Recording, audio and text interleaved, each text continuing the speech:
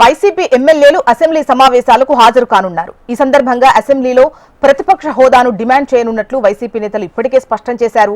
ప్రతిపక్ష హోదాలో ఉంటేనే సభలో ప్రజల తరపున ప్రశ్నించే అవకాశం ఉంటుందని, ప్రతిపక్ష హోదాపై మరోసారి గట్టిగా డిమాండ్ చేయాలని వైసీపీ నిర్ణయించింది. ఈ మేరకు ఈ అసెంబ్లీ సమావేశాల్లో గట్టిగా గళం విప్పాలని వైసీపీ ప్లాన్ చేసింది. ప్రజా సమస్యలపై ప్రభుత్వాన్ని నిలదీయాలంటే ప్రతిపక్ష హోదాలో తగిన సమయం ఖచ్చితంగా ఇచ్చి తీరాల్సిందే అని అసెంబ్లీలో వైసీపీ సభ్యులు పట్టుబట్టే అవకాశాలు కనిపిస్తున్నాయి. ఇక మరిన్ని డీటెయిల్స్ మనకు నరసింహ అందిస్తారు. నరసింహ, చెప్పండి, ఖచ్చితంగా ప్రతిపక్ష హోదా ఇవ్వాలి, అందుకోసం ఖచ్చితంగా పట్టుబడతామని చెప్పేసి వైసీపీ నేతలు ఆల్రెడీ స్పష్టం చేశారు. దీనికి సంబంధించి మీ దగ్గర డీటెయిల్స్ ఏ విధంగా ఉన్నాయి? మరి ప్రతిపక్ష హోదా ఇచ్చే అవకాశాలు ఎంతవరకు కనిపిస్తున్నాయి?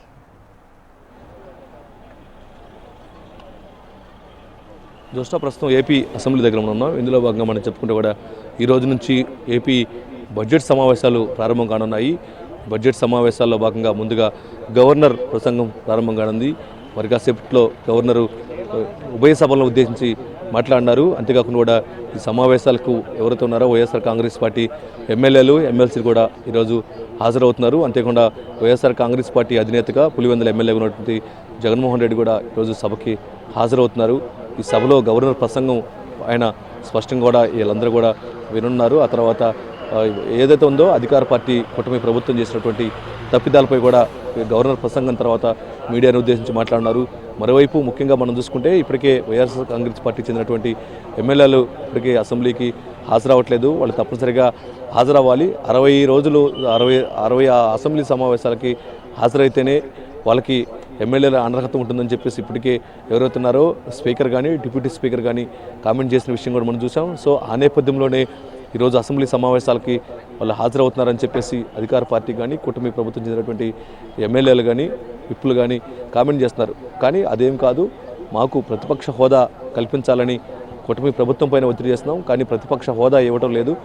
ఆ నేపథ్యంలోనే ప్రతిపక్ష హోదా ఇవ్వాలని చెప్పేసి అసెంబ్లీలో అధికార పార్టీ పైన ఒత్తిడి చేస్తామని కూడా చెప్తున్నారు. కానీ అధికార పార్టీ మాత్రం వైసీపీకి తగినటువంటి సంఖ్యాబలం లేదు.